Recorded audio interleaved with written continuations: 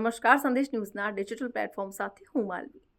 કીર્તિ પટેલ અને નીતિન જાની કે જે ખજૂરભાઈ તરીકે જાણીતા છે, આ બંને વચ્ચે છેલ્લા કેટલાય સમયથી એક વિવાદ ચાલી રહ્યો છે. તેને લઈને કેટલાય યુટ્યુબર્સ પોતાની પ્રતિક્રિયા પણ આપી ચૂક્યા છે, જેમાંથી એક છે દિનેશ સોલંકી ઉર્ફે રોયલ રાજા, કે જે મોસ્ટલી કોમેડી વિડીયો બનાવે છે. તેમના દ્વારા પણ ખજૂરભાઈને સમર્થન આપવામાં આવ્યું હતું અને કીર્તિ પટેલની વિરુદ્ધમાં તેમણે પોસ્ટ શેર કરી હતી અને તેને જ લઈને કીર્તિ પટેલ દ્વારા દિનેશ સોલંકી ઉપર ગંભીર હુમલો કરવામાં આવ્યો છે તેવું દિનેશ સોલંકીનું કહેવું છે. જે પ્રમાણે સમગ્ર ઘટના બની હતી, ગીર સોમનાથ જિલ્લાના સૂત્રાપાડા તાલુકાના ગુંદાળા ગામના આ યુટ્યુબર છે, એમની ઉપર કીર્તિ પટેલ દ્વારા હુમલો કરવામાં આવ્યો.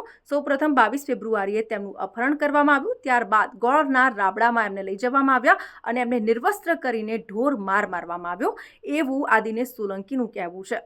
વિડીયો કોલ આવ્યો હતો કીર્તિ પટેલનો એ દરમિયાન અને ત્યારે કીર્તિ પટેલે એવું કહ્યું હતું કે રોયલ રાજાની મૂછો નથી સારી લાગતી અને વાળ સારા નથી લાગતા, તો એ કાપી નાખો. અને એટલા જ માટે જે એમના દ્વારા હુમલો કરાવવામાં આવ્યો હતો તેમણે મૂછ અને વાળ બંને કાપી નાખ્યું.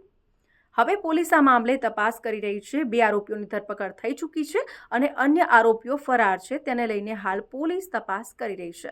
વધુ અપડેટ્સ આપના સુધી પહોંચાડતા રહીશું. સંદેશ ન્યૂઝના ડિજિટલ પ્લેટફોર્મ સાથે જોડાયેલા રહો.